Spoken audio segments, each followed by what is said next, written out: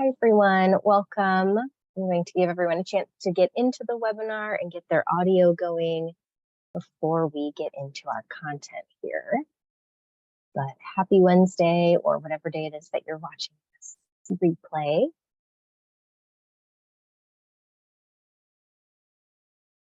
Okay, I think we'll get started. So hello, everyone. My name is Tony Phelan, and I am a program manager for MBA programs at Forte. I'm pleased to welcome you to Forte's Women Lead webinar series. Today, we are partnering with the University of Virginia's Darden School of Business. Our webinar is titled The Alignment Quest, Aligning Strengths, Values, and Differences to Maximize Our Collective Potential. This webinar will be recorded and available on our website following the presentation. Before we get started with our content, I'd like to share a little bit about Forte for those of you who may be new to the Women Lead series. Forte has been around for 20 years. It's our 20-year anniversary this year. And our community of motivated and inspiring women, which is 100,000 women and counting, is changing the balance of power in the workplace. We open doors for women to reimagine what they can achieve in business, whether that's launching their first jobs in business to advancing all the way up to the C-suite. Through business education, role models, professional networks, and leadership training, Forte shows women how to build the credibility, skills, network, and confidence to thrive as leaders and change the status quo. And I want to take a quick minute and just make sure that our attendees know about our Rise Leadership Program. This is a 3-month experience that blends executive coaching, both in individual and group formats, with content experts and a cohorted peer group to help mid-career women think strategically about their next professional steps. We're currently accepting applications for the spring cohort, and that will close February 28th. For more information, please reach out to my colleague, Amy Orlov at amy@fortefoundation.org. So we are delighted to host today's event in partnership with the University of Virginia's Darden School of Business. I'm now going to turn the session over to Brett Twitty, Managing Director of Admissions for Professional Degree Programs. He will share more about Darden before introducing our featured speaker. Brett, please take it away. Thank you so much, Tony, and hello, everybody. So nice to be with you today. I want to share just a little bit more about the formats of the Darden MBA. You may know at the Darden School of Business, we have 4 formats of one MBA. They are outlined here. We have our full-time MBA format, which is the residential program based in Charlottesville. Students take 2 years off. They move to Charlottesville. They're full-time students. And you can see the experience profile of the full-time class is around 2 to 10 or so years of work experience. The average years of work experience for the full-time MBA program is typically around 4 to 5 years of work experience. Underneath the full-time MBA, you have our newest format of the Darden MBA, the part-time MBA format. If you've been following Darden News, you know that we welcomed our inaugural cohort of part-time students to Darden in August. These students are just wrapping up Q3, and we are currently recruiting for the second class of part-time MBA students. You can see here it's a working professional program. Unlike the full-time MBA or the executive MBA formats here at the Darden School of Business, the part-time MBA has a flexible completion timeline. Students start with an 18-month core curriculum that's cohort-based in lockstep, and then they move into an elective period. And it's during that elective period that they can decide how quickly or slowly they would like to complete the remaining credits. And you can see here the part-time MBA format can be completed in 28 to 48 months. The standard pacing is 33 months. The profile of the students is very similar to the full-time MBA program. So around 2 to 10 or so years work experience. The average for the inaugural cohort was around 5.5 years of work experience. For those of you who are intrigued about the part-time program, want to know a little bit more about the schedule, it's an evening weeknight schedule. Students have class 2 nights a week, Mondays and Thursdays, from 6 to 9:30 p.m. And the weeks alternate between in-person and virtual delivery. So this is a very local program. It is based in the Washington, D.C. area. You can see that's our space there in the background. We have the top 2 floors of an office tower at 1100 Wilson Boulevard, 40,000 square feet. We have about, if you combine all the programs that operate out of this space, we have about 390 students learning out of Sands Family Grounds. Part-time MBA program is one of the programs that takes place in the D.C. area. We have about 65 or so part-time students per matriculated class.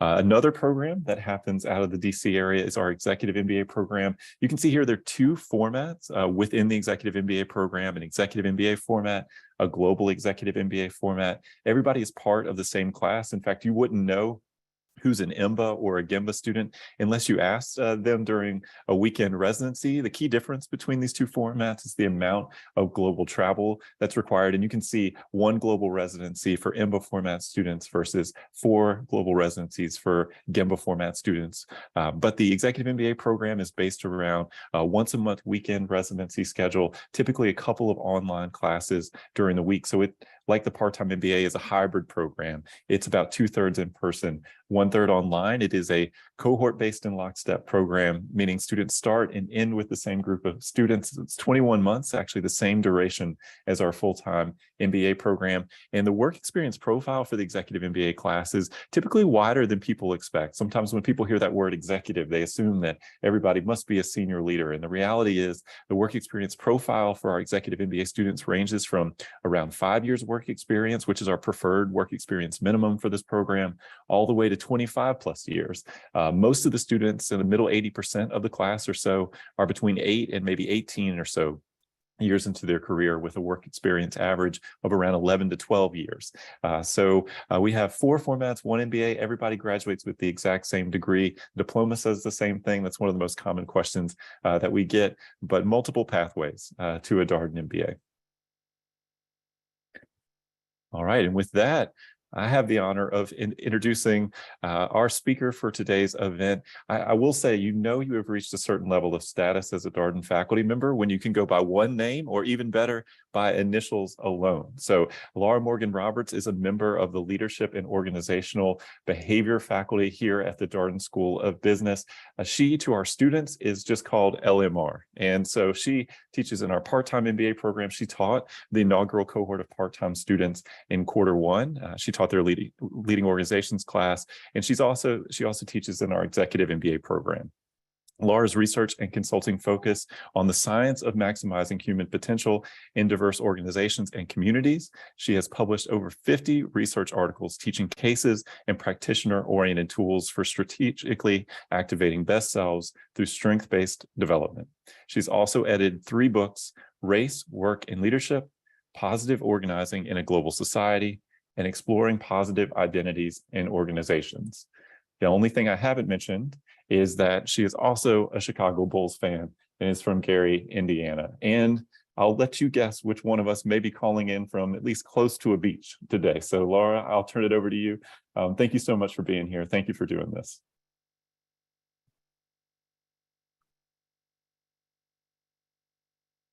You are on mute. Thank you so much, Brett. Thank you, Forte Foundation. And on that third point, that's all part of the alignment quest. So today, here we are getting it in the best way that we can. Thanks to all of the attendees who I see are currently online. It's exciting to be with you today, exciting to have a little conversation with you about my favorite topic, which is the alignment quest. Before we start, I just want you to pause. You saw the overview. Wondered what your learning goals are for today. In the next 30 minutes, what would you like to learn about yourself? And what might you like to learn about other people? I'm somebody who's really passionate about self-development. We're going to talk a lot about aligning with our best selves today. And so I appreciate this quote from Marianne Williamson: "I'm better than I used to be. I'm better than I was yesterday," because I try to learn, but hopefully not as good as I'll be tomorrow. So that's the overarching goal for any of us as we start to think about aligning with our best selves. But drilling down today, we're going to talk about 3 main questions. Who are we at our best? How do we maximize our potential contributions? And then third, how do we bring out the best in others? Now, our conversation is going to focus a little bit more on the first 2 questions, and then we'll point towards some implications to the third. These are all 3 really big conversations in and of themselves, and they are nested within this broader framework that I've developed for the alignment quest, which focuses on 4 key dimensions to help us tap into our best self and to help us to bring out the best in others. The first key dimension is the one we're going to focus on the most today, which is how we put our strengths to work work, because that's really core. But it's also about our authentic engagement and how we can bring our whole selves to work. That's important for us to have aligned experiences of vitality, feeling more alive, feeling more aware, feeling more connected, and actively creating value for other people, for organizations, for communities. You'll see the top two quadrants here in the alignment quest also remind us that it takes more than our individual strengths and our authenticity or our whole selves to bring us in alignment with our best selves. It also requires a level of purpose, purposeful engagement, a higher sense of some people would call it a calling. Other people would call it just a sense of commitment and care and enthusiasm to what we're doing. Either that's the task, or it's the community, or it may be the school or the organization. But it takes more than just who we are as individuals and what we can do with our unique individual strengths. And then the last component that you'll see that's really important here is the power of affirming relationships. So as we're talking about alignment today, we're really centering the strengths conversation, but I'll bet you'll start to think about some things related to purpose, to your relationships and your connections, as well as how you tap into your whole or authentic selves. So quick question for you as we move forward. And I told you we're honing in on strengths and how we can activate our strengths. So in honing in on that conversation, first question, and I'm not doing a Zoom poll here. We'll just, sort of move through. These are rhetorical, and then we'll get to buzzing a little bit in the chat if you like.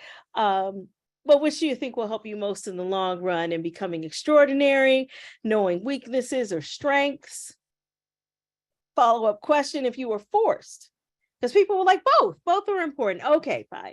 Forced choice here. If you were forced to give only one type of feedback, which would you choose to facilitate development? Feedback on weaknesses or feedback on strengths?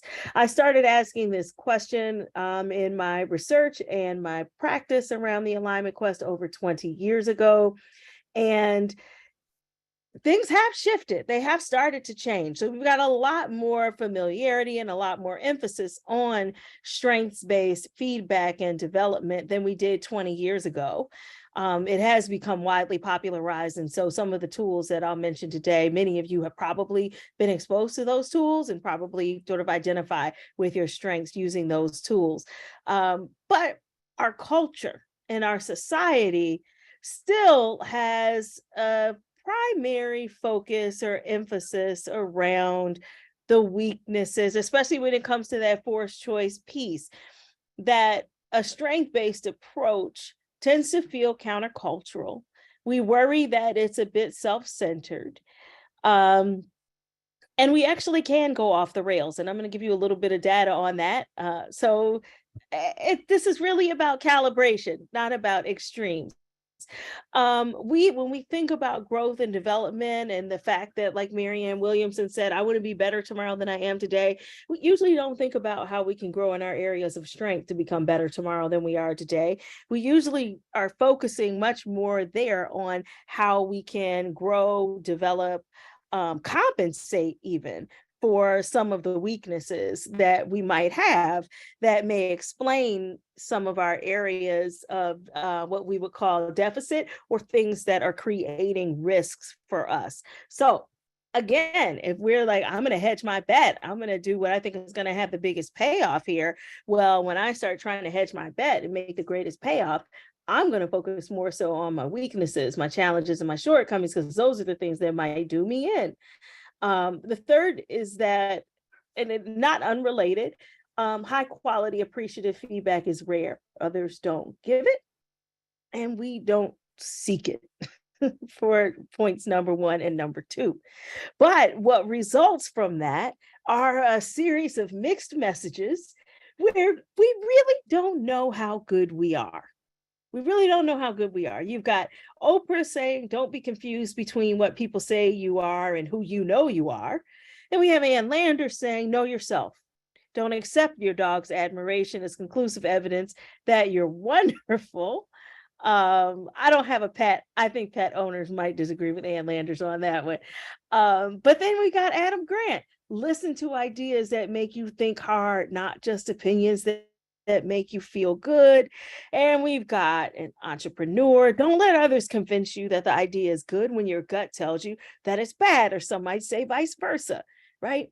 So mixed messages here. How do I sort through all this feedback when I'm trying to figure out who am I at my best? And how can I live in stronger alignment with my best self? We have what's called a praise deficit. And we published a Darden Ideas to Action piece on this in connection with the Women in Leadership Executive Education Program, for which I'm the faculty lead. Our next cohort is actually in Roslyn in April. And part of that program is about knowing your strengths, tapping into your authentic self, and creating greater alignment. This is especially important for women leaders because we really don't know how good we are. We are particularly challenged by the praise deficit. Now, humans, the majority of people, this is social psychology here, underestimate the positive impact of compliments on others. We underestimate the positive impact of expressions of gratitude. We even underestimate how much other people like us. When you have people interact with strangers and afterwards you say, oh, how much did you think that person liked you? We tend to underestimate that as well.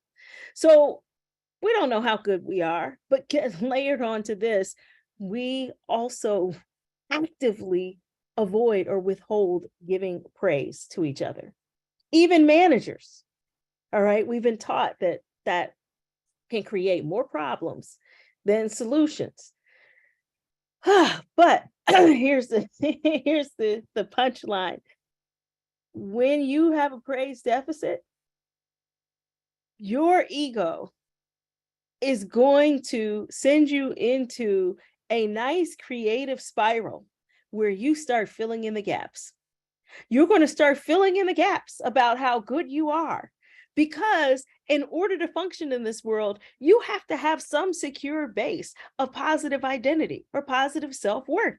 So you'll start filling in the gaps. One quote from a review article by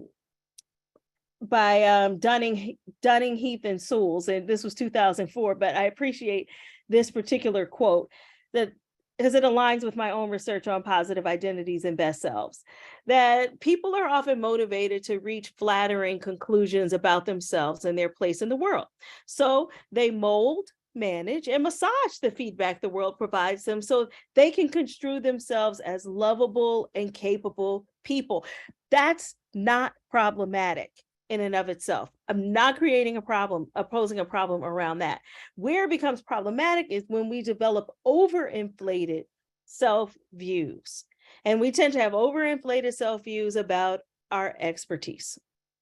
We can have overinflated self-views about our skill set, even about our character.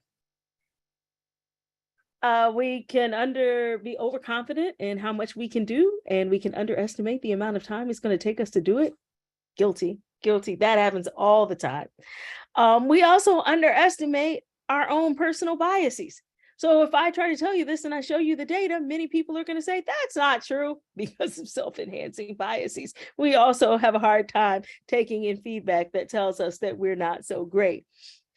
There's also some gender dynamics here, as I mentioned earlier, that create even bigger praise deficits.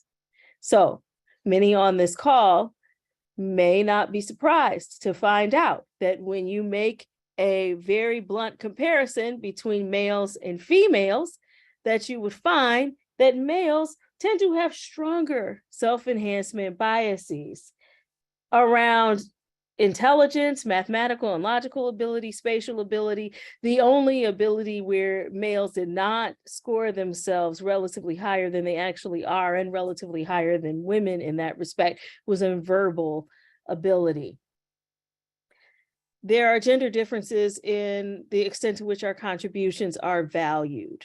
So women have often historically, and in many current organizations, these practices still exist, though they're now being labeled and called into question more explicitly, but that women have often engaged in more of the underappreciated or even invisible, or as Joyce Fletcher years ago called disappeared relational work, the work of building the connections among members of the team, the work of noticing and attending to the various needs. And some people call it, the dead end work, the dead end jobs that exist in organizations, the non-promotable tasks. You may have heard that phrase as well, non-promotable task, which is like taking notes in the meetings.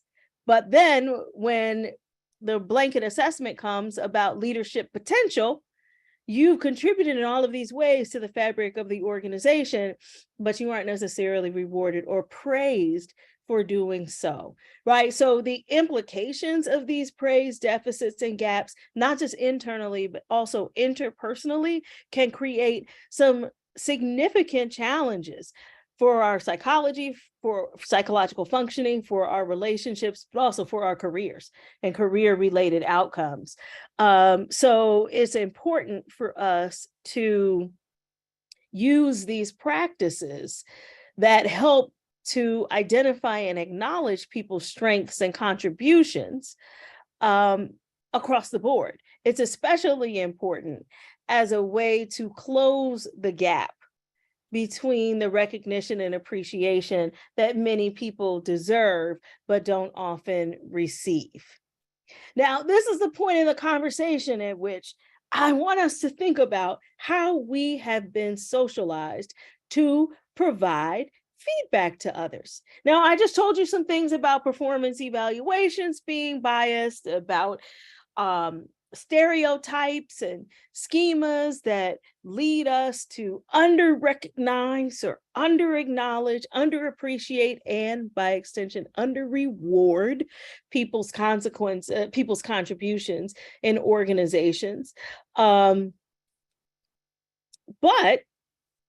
when I offer up a focus on strengths as a pathway toward helping everybody, particularly groups that are often disadvantaged, to move forward, well, here we go. What is our earliest experience with performance appraisal? Here I'm projecting a slide with a report card. And on the report card, it says the child came home, they had an A in math, they had a C in English, an A in art, an A- in science, and an A+ in history. What's our typical response? If you're out there and you're thinking about this, if you had this conversation in your household, just drop it in the chat. Typical response. If the chat's open, I'm not sure if it's open to everyone. Oh, I saw one come in. Okay, Stephanie, kicking it off. Kicking it off. And you know what I especially appreciate after is Stephanie says, why the C? And then question mark, exclamation point, question mark. Yeah. It's a question with a strong emphasis. Why the C? And that is the conversation in the majority of households, in the majority of countries. Research by the Gallup Institute showed that in every culture studied, an overwhelming majority of parents believe that the students' lowest grades deserve the most attention. What's missing when our energy and our focus is not why the C, or as Swetha just offered in the chat, I think you can do better. I think you can do better in English. Let's focus our developmental energy or our agenda around how we're going to fix. So first we're curious. We want to inquire. We have questions about the C, and then we're going to develop an action plan to address the C. What I come back here is, what are the questions that we have about history, for which this student received an A+. Are there any questions that we could ask about history on this report card? Are there any action recommendations that we might be able to generate based on this report card and the grade in history? which doesn't mean we can't have a conversation about English. We could, but oftentimes that's the only conversation that we have, or most of the energy and the emphasis is around the C. When you think about your most recent performance evaluation, or if you're a student, your most recent report card, where did you focus your energy? And what got lost for your own development when you didn't focus on the why behind the A+, because that's the first piece, the question. And then the second on the so what and the now what behind the A+ as well.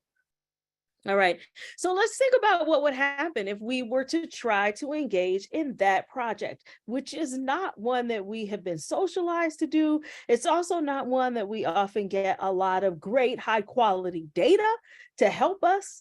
But these are the questions that we would want to explore to align with and activate our best self. What's the essence of your best self?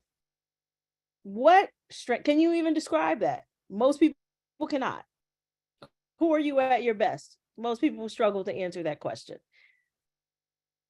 What strengths reside at the core of your best self? What behaviors do you display when you're at your best? How do others experience you when you are at your very best? How do others experience themselves when you are at your very best? How often are you at your best? How often do you think about this framework in respect to others? How often do you bring out the best in other people? So we've started with our process in research and teaching and practice around this question, alignment with the best self, by first inviting people to come up with what we would call critical incidents, the specific moments in time that you would say characterize you at your best. Could be inside of work, could be outside of work, could be recent, could be in the distant past. Because the previous questions I asked are very high level, right? So like, well, how do I even start answering those questions? You start by examining one incident or one episode at a time, okay? So think about one time when you were at your best. One time.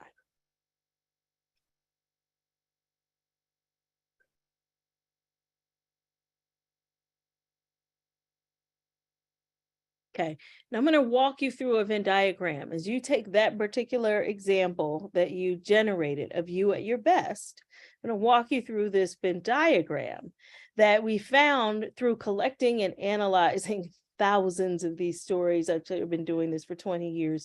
So I have heard a lot of best self stories, and they are all unique and distinctive in their, own special ways. It's a moment in history, and it's you as a unique individual at a moment in history. Certainly we can't replicate you or the time and the place, but what are the convergent themes? First, strengths. Your strengths are at the core of your best self. What are your virtues, your talents, and your core capabilities? So what strengths did you use? Was it a character strength? Was it a core talent? Was it a core capability? A strength that you used when you were at your best. An example that you generated recently of a best self moment. Second is vitality. Is vitality. And then the third is, was it a positive experience for you? In what way? Now, here's a caveat, because we often get questions about the best self. And the question is, what if it wasn't like a happy, joyful moment? So we do get like some mountain climbing moments where people say, oh, I was at my best when I climbed a mountain. We do get some of those that that may be a subset of certain leaders who come into some of our programs and have those kind of moments and experiences of their best. And they talk about that. But we also have a lot of leaders who come in and talk about, look, the task was really hard, but I stuck with it. I persisted. I carried through. I didn't give up. We have a lot of stories about mobilizing, about how people sort of get in challenging group-related situations, and they're able to drive commitment and consensus and move an entire group forward. We also find some stories, important stories about connecting and bridge building. It's different ways that you've either helped to connect people, to directly be a mentor or a sponsor for others, to bridge connections, broker relationships, that is, among other people. And these stories also often have themes around diversity and inclusion. So we have found these prominent themes from best self stories that do highlight different experiences of vitality, meaning coming alive. It doesn't mean it couldn't be a difficult or challenging experience, but it just means I feel more alive. It's a generative experience for me. And I create some value. We co-create some value so that other people feel that it was a constructive experience as well. Now, we also have designed a tool, the Reflected Best Self exercise, which invites, and this is, sorry, with my colleagues at my alma mater, University of Michigan, and through the Center for Positive Organizations, which is based at the University of Michigan, our tool, the Reflected Best Self exercise, creates the opportunity for people to share these contribution stories with one another. Hey, Brett, can you tell me about a time when you saw me at my best? And then Brett would share a story with me. And then after this session, then I might ask Tony, can you give me some feedback at times that, but it's usually people with you have longer ongoing relationships. And that helps you to learn more about these 3 dimensions of your best self and what some of the prominent themes are that come up for you when you are at your best. To the question of gender, my colleagues and I have also found that when I just ask individuals, males versus females, about their best selves, that males were more likely than females to tell best self stories about mobilizing, or to see themselves as mobilizers at their best, kind of the leader out front, more of that stereotypical view. And then our women respondents in our studies were more likely to emphasize the connecting aspects. Now, after they get these contribution stories from others, so I got some data from Brett got some data from me, then that would help to expand the way that we see our best selves. And we no longer find significant gender differences. Okay, so part of it is that when we individually think about our best selves, we do some self-stereotyping, even around our own strengths and how we show up and add value. But when we start to get data from others about our best selves, then that can help us to expand our self-views. Okay, we don't use as much stereotyping. We also don't use as many sort of static labels. We start to talk more about our actions and our best selves in very dynamic ways. I show up for people when they when they need me. Okay, so it's not, this idea of best self is not based on a deficit perspective, right? We're not talking about what I am and what I can't and what I should do or be more of. It's also not static to say, I'm amazing, I'm so kind. No, it's action oriented, and it is to help to motivate us, not to ignore our weaknesses, but to really think about in our own unique, distinctive way, how we can show up and add value more for others. So one more data point, and then I'll pause and see if we have any questions before we move to so next steps around alignment, because this piece was all around discovery of our best selves. And then we'll talk about how we can activate or put our best selves into practice. But even on just this portion of what I shared with you today, when you have work teams and you also have teams in laboratories to engage in these practices of discovering and talking about their best selves with one another, we find that it improves the functioning of the team.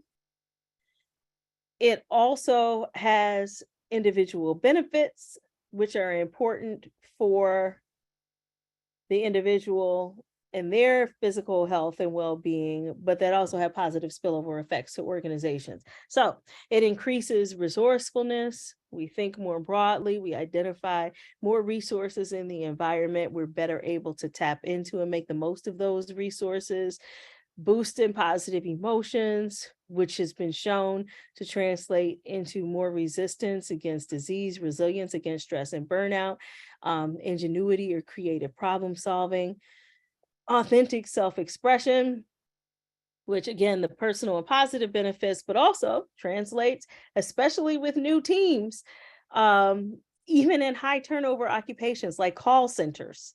You get higher customer satisfaction when people are tapping into their best selves. You get more employee retention, and then you have better team level outcomes, creative performance, engagement, satisfaction, and even information sharing among team members. So just discovering, thinking about and understanding and validating and affirming our best selves, and primarily through the lens of strength, but with some relationship components, as you heard, and some authenticity components, as you're seeing here too. Those are really powerful to help us feel connected. So when I have to boil all this down to what does this mean about feeling connected, it means I feel more connected to my strengths. I feel more connected to my authentic or whole self. I feel more connected to the other people with whom I work and the people that I'm serving and trying to give back. And I feel more connected to the task or the organization or even a broader cause with which I'm involved when I'm tapping into my best self. So let me pause here for a minute and take a couple of questions, and then we'll share a little bit more about how to move forward with these understandings. But I'm going to pause screen share for a minute and ask Brett if there are any questions. We have one question in the Q&A, but I think you might be getting to it in the next part. I don't want to get ahead of you. So I'm gonna keep this on my mind and see what we touch upon in the next section. However, I'm curious, Laura, how did you get interested in this work? What brought you to this particular topic? Well, as I mentioned earlier, I was a graduate student at the University of Michigan. I went to UVA undergrad, wahoo, and then from there I went straight to Ann Arbor for graduate school in organizational psychology. And when I was nearing the end of my program and I was writing my dissertation, which actually focused more on authenticity, diversity, and inclusion, my advisor, Jane Dutton, invited me into a research collaboration with she and Robert Quinn and Gretchen Spreitzer, who were the professors at Michigan. They had found this amazing tool, this best self exercise that they've been using a lot in exec ed, and it was working. They could tell that it was having this profound impact, but they hadn't studied it through a research lens. So that was a point at which I came in and we began collaborating, we began studying and writing. I also started my first faculty position at Harvard Business School. And while I was there, we decided to bring this framework and this exercise into the required leadership and organizational behavior course, which is called LEAD. So I was responsible for facilitating this experience for 900 students at a time. And so at that point, Brett, I had to start thinking really, really deeply to make sure that they were all getting the ROI from this experience. I love that. All right. Well, that's a great story. And obviously you have a lot of passion for this work. One of the things I think that could be tricky for some of us is discovering the best self, like trying to think of an example. You had mentioned maybe talking to another person that knows you well. But there's a question here in the Q&A about how do you drill down and better understand your best self, elucidate one of these experiences? Any tips or tricks or tools that you would recommend? So the 360 version of the tool is the reflected best self exercise. We published a Harvard Business Review article, How to Play to Your Strengths. And that was published in 2005. So that would give you one insight. There have been other articles and related pieces since then, but that would be a place to start. Yeah, that'd be one place to start. In terms of like writing out the stories when we're giving people the prompt of, just think about a time when you were at your best. I really think about the three components that you saw in that Venn diagram. So one, I'm trying to think about, well, what were my core strengths, and how was I operating or contributing maximally from a position of strength. Okay. A second is, how did I feel during that moment?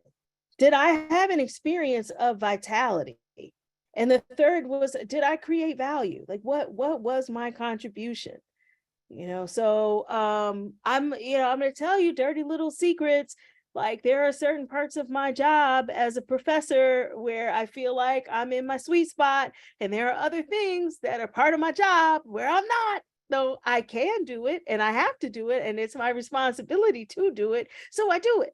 But they're not the moments, even though it's part of my job and my assigned tasks, and I might have had a lot of experience of it, but I don't feel that I'm necessarily as aligned. I'll give you a little bit more of how I talk through different choice points when I have new opportunities to take on new projects, new assignments, new research, new courses, and so on and so forth. How do I think about those through a best self lens? And then I'm applying those same questions again: strengths, vitality, value creation. One of the things that was interesting to me that you noted is that this is still fairly countercultural, right? Although perhaps shifting a little bit. Do you feel like this idea of best self companies, leaders are buying into, focusing on strengths rather than just, hammering on a weakness or, this kind of more negative feedback? Liz? Yes, I mean, through just a broad series of research, there's more data, so it's considered more of an evidence-based approach. That always helps. When I compare now to 20 years ago, yeah, there's definitely been a shift in, what one might call the zeitgeist around this work. And so, yeah, it has become more popular, it's become more credible. That said, it's still, as I showed with this patterns of findings from various streams of research that I just boiled down to one slide, but those are like, dozens of studies in different fields that are all pointing to the same conclusion, which is that this is still pretty countercultural. I see there's one question in the Q&A, and I'm going to take up as an example on this. What are some ways of easing into giving praise to people around you? For example, if you outright give praise to your friends, they might be like, okay, lay it out. What do you want? I love that question, Martina. Yes, because that just shows it's kind of countercultural. People are not associating that with an opportunity for learning. And so you sort of have to frame it and say, rather than just making it, for many people, praise comes across as flattery. Great job, you're amazing, you're a rock star. Like I hear that all the time up and down the halls. You crushed it. What can I do with that feedback? Nothing, except be embarrassed, by that, or however it was delivered, or the form, or the way. Like, it helped me understand, hi, Laura, what I found really helpful about your presentation today was the point that you made about so-and-so, or what really resonated for me in your session was, when you responded to the question about this, or when you made that point or used that particular example, then I could really relate to what you were saying. So it has to be much more concrete and specific, in the same way that you wouldn't walk up to somebody in the hall and say, you suck. You would like, you're awful, you're horrible, you stink. Like these global generalizations, how we often give feedback about strengths, that doesn't help anybody learn much of anything that they could then adopt, refine, and what I would say benchmark as one of our own best practices to be more effective in the future. So So I hope that's helpful, but also sort of giving a little bit of context about why that is not an obvious question and not a shared practice and something that we have to learn. Actually, it's probably easy to do it with your friends. I think one of the places it's hardest to do it is with your families.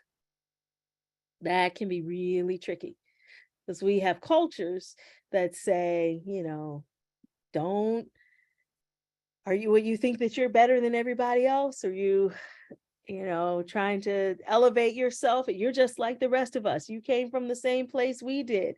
And so that can create some pressure and make it difficult to be able to,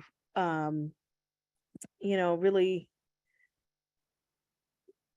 keep focused on our best self and to stay enthusiastic. Okay. Yeah, Brett. I have one additional question here, and before we transition to the next phase. I mean, this is a question here about: do you think executives of companies, like your typical senior leader, do you think are they doing this kind of work? Are they thinking about this along their journey? When you talk with people, I know you say do a lot of this work and talk to actual practitioners. Is this something that they're actually interested in? Are they interested in it? Yeah, they tend to be quite interested in it. Are they engaging in these practices? No. Many of them have just as many ego defensive routines as all of us on the call today, if not more. And that can create a unique set of problems and challenges. Let me give you a little bit more around the research and the practice that I think will help us to keep thinking about where leaders are on this and where we might be and how we can press forward. So Gallup has been collecting data for over 20 years in their employee engagement surveys. And in one of their surveys, they ask people, do you do what you do best on a daily basis at work, on a regular basis at work? 1 out of 5. 1 out of 5 people would say this. Okay. So that's one data point. Another, in facilitating these conversations. Now, remember, we sort of struggled with how do I answer that question? How am I at my best? If I told you to talk to me about what it feels like when you're not at your best, or tell me about a time when you just did not feel like you were at your best at all of a sudden people are like, oh yeah, I can give you a million examples of that. So, we know what that feels like. There's a lot of energy here when you're asking about leaders and where a lot of leaders exist. They are still existing here on the left side, the ego defensive zone, where their primary concerns are often about their own security, prioritizing their comfort over others. And then when you get feedback that could help you to grow and be more visionary, instead you become more risk averse, more guarded, and reactionary in negative ways. So this is the contrast where we're talking about best self here as a zone of seeking growth through exploration, being more visionary, being more connected. We can all think about times when we've gotten into our ego defensive mode, being comfort centered, reactionary, and guarded. So one important next step is for us to all get, much more sophisticated in our understandings of what pushes us into one zone versus the other. What enables me to activate my best self and why, and what hinders that? And you can see on this grid, if you were to document some of your enablers and blockers, you'd have to talk about some of the things that you do individually, personal practices, habits. I procrastinate, I overcommit. Those are things that can block best selves. I especially procrastinate about some aspects of my job that are not my favorites, like grading 60 case exams. But anyway, relational dynamics. A lot of you will talk about being in toxic relationships, not affirming relationships, and how those become best self blockers. If you have to deal with gendered and other microaggressions, those are best self blockers for many people. You have to spend so much time and energy just proving your legitimacy and self-worth that it becomes really hard for you to align with and channel your strengths. It's also just the situation. Look at what we've been through in the past 3 years. That was a macro level situation. And in the context of that, what we've been through in the past 3 years, it's a macro level situation, created a pressure cooker for the planet. And very few people would say in May of 2020 that they were in the best self zone. I mean, some of this is really above and beyond what we're doing in our particular school, task, workplace, or community. There are macro level pressures that can make it more difficult for us to activate our best selves, right? But what's within our span of control? What's within our span of control? One piece is that when we try to be all things to all people, makes it really difficult for us to tap into our best selves.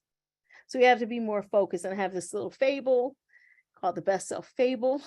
And the animals got together and decided that they were going to found a school, and they create a core curriculum of subjects: swimming, crawling, running, jumping, flying, and climbing. And first, the duck was the best swimmer, but it wore out the webs of his feet in running class, so that he couldn't swim as well as before. And the dog was the best runner, but it crash landed in flying class and it injured a leg. The rabbit started out as the best jumper, but fell in climbing class and hurt its back. So at the end of the year, the class valedictorian was an eel who could do a little bit of everything, but nothing very well.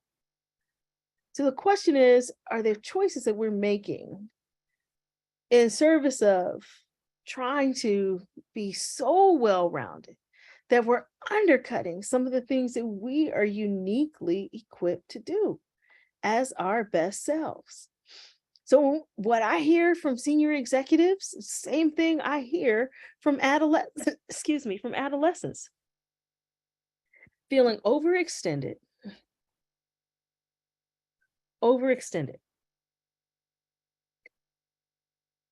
while also feeling underutilized. How those two things happen? Doing a lot of tasks, but they feel more like busy work than meaningful contributions. So I feel overextended while also underutilized.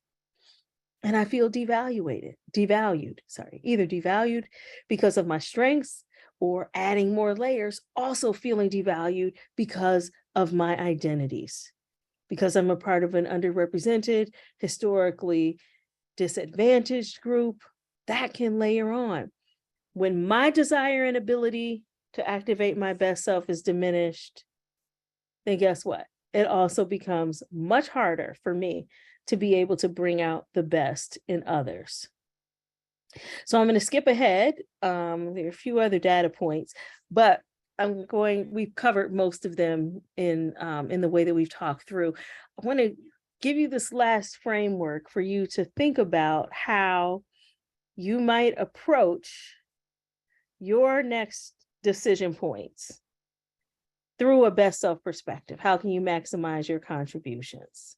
And these are the questions that I want you to ask yourself when you think about what your next move is going to be professionally, personally. Capability. In what ways am I equipped to make a contribution? How are my strengths aligned with this opportunity? Okay. The second, and these are just reminders from the Gallup data that has been gathered over the past 20 years, which is why people now find this work a little bit more credible, that when you're using your strengths more often, you've got higher scores on engagement, satisfaction, quality of life, your teams are more productive, your organizations are more productive, and so forth. Ashley, to your question, asking these types of questions to build my team up, I'm often told focus more on delivering KPIs and the weaknesses. One thing is just to bring in the data in, right? Remind people that if you really want to achieve the highest performance outcomes, you've got to also make sure that people are able to answer that capability question for themselves individually and also for the team. The second important question is capacity. We talked about being overextended. having so many things on your plate, but not feeling like you have the resources or the bandwidth to be able to show up and do it really well, or to learn and develop the new skills that you need to show up and do it really well. So if you find that there are some gaps on your team, then are you investing the time and resources for people to be able to address those gaps? Because that takes a lot longer than being able to operate in a zone where you've already built some strength and capability, right? The third goes into the purpose piece, which is, how much do I care about this? Like, how passionate am I about it? Can I really bring my best self to something again and again and again? I mean, maybe in a one-off, if I can find a way to connect to purpose, or I can connect to people, but over and over and over again, over time, if I'm not aligned through caring, commitment, through passion, then I'm going to find myself making a lot of trade-offs in order to show up in a particular role or in a task or a career path that is not viable for me. It's not enhancing my vitality. And therefore, I'm actually not going to create as much value as I would if I had more of that alignment and connection. So here's the piece that I use, the framework for the alignment question in moving forward. It's about capability, it's about caring, it's about capacity, and all of those are really helping to feed into contribution. So someone asked a question a little earlier, is this the same thing as belonging? Here, that the outcome is contribution focused. There are definitely some overlaps, as I said, around the authenticity, inclusion, belonging conversations that are important for enhancing and enriching our best selves. But here we've really been focusing on how do we drive toward maximizing our contributions. Let me pause here and see if we have any other questions. I've been trying to track to see if there are any that we were coming in and missing, but I know Brett has some in the queue too. Oh, always. So I always listen to these kinds of things thinking about busy MBA students. You Yes. don't always, as a student, get to choose where you're spending your time, and whether you're a full-time MBA or you do a part-time executive MBA, you're pulled in a lot of different directions. Yeah. And so how can an MBA student take this and think about how they're using their energy, really being their best self? Yeah, I mean, some people are not going to like this answer, but it is about optimizing and it's about trade-offs. And so you're going to have to make a series of choices that feel right for you, trade-offs that you can sleep with at night, around, where you're spending time. So, and energy, and also like where you're seeking to get your validation and affirmation. Look, I'm a working mom. I have 2 school-age kids. And so, there are certain days when most days, when I realize, being great in all of the different domains is simply not feasible. So there are some times when a solid B is going to have to be good enough for me in some domain or not. I know a lot of our MBA students come in and they've never been able to accept a solid B. But you're at a different phase of life now, and you've got a lot of other things happening, and you can't just focus, most of you, on school 100% because you're adults.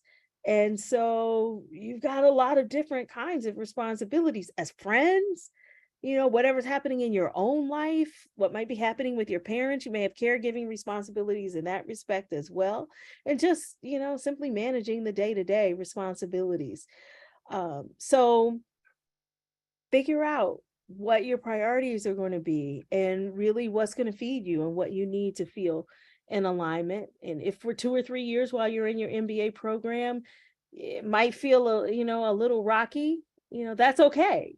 Think about how you're crafting a life, how what you're doing now is helping you to craft a life that will be in alignment with your best self for the longer term. I love that advice, Laura. It's actually the advice that so many of our students give on our podcasts. This idea that you have to know your priorities, not worry about other people's, but your own. And yes, you can't do it all, which is a difficult thing to accept as the kind of person who's thinking about an MBA and coming into an MBA program, that acknowledgement that you can't do everything. And of course, then having to go back to like, what's most important? Where do I really want to put my energy? That's a growth opportunity, I think, for many students. It is. It is. But it's liberating. I know it feels like a tough pill to swallow, but it's liberating because it really helps you to start defining for yourself, what do I really care about? Oprah Winfrey said, you can't care about everything. She said, I told a donor, somebody was soliciting money from me. And I told them, look, it's not that I don't have the money, and you and I both know that, but I can't care about everything.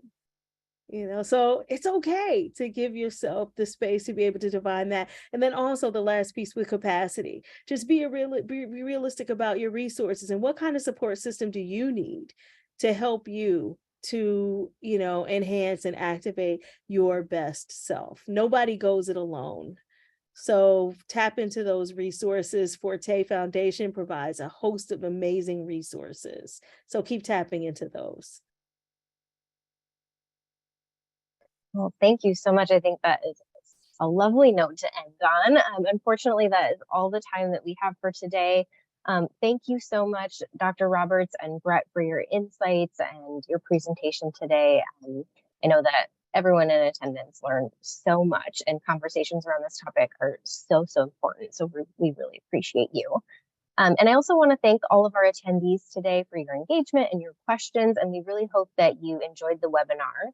And thank you in advance for completing the evaluation that will come up in your email afterwards. So we look forward to having all of our attendees join us again in the future for our Women Lead webinars. And once again, huge thank you to Darden, Dr. Roberts, and Brett for your partnership.